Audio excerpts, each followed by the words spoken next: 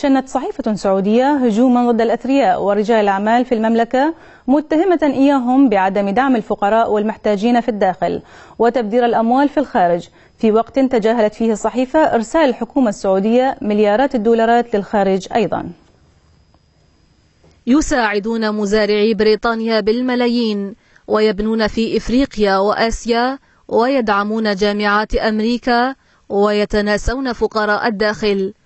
بهذا العنوان شنت صحيفة سبق الإلكترونية السعودية هجومها على التجار والأثرياء في المملكة في حادثة قد تكون الأولى من نوعها. وأضافت الصحيفة أن أغلب رجال الأعمال والأثرياء السعوديين يمتنعون عن تقديم المساعدات المالية والعينية ويخفضون زكواتهم المفروضة عليهم شرعا إلى أدنى المبالغ بأساليب ملتوية. ويقول مراقبون لشأن السعودي أن المملكة لا تصدر إحصائيات بشكل دوري عن عدد الأثرياء كي لا يظهر سوء توزيع الثروة في أكبر مصدر للنفط الخام في العالم، في حين احتلت السعودية المرتبة السادسة عشر على المستوى العالمي من حيث نسبة المليونيرات إلى إجمالي عدد السكان، بوجود 93 ألف عائلة تمتلك $1,000,000 أو أكثر، ما يمثل 1.9% من السكان، وفقا لإحصائية أصدرتها مجموعة بوسطن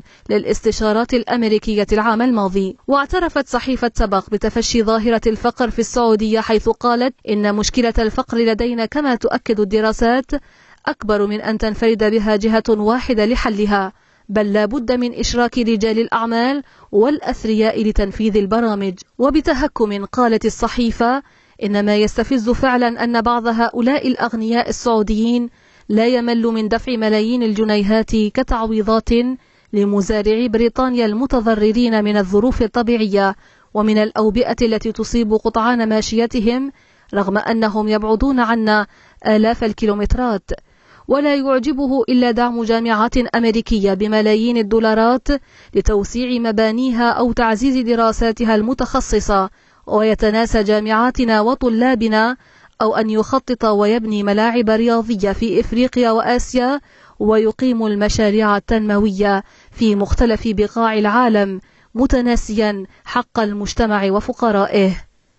انتهى تقرير الصحيفة السعودية، وهنا جاء طرح ذات الأسئلة على الحكومة السعودية، والتي تبني مدن سكنية ومشاريع قطارات في شرق الأرض وغربها، وتدعم مجموعات مسلحة هنا ومجموعات متمردة هناك بمليارات الدولارات، في وقت يعيش فيه الكثير من سكان المملكة تحت خط الفقر. فهل تستطيع الصحيفة السعودية فتح هذا الملف؟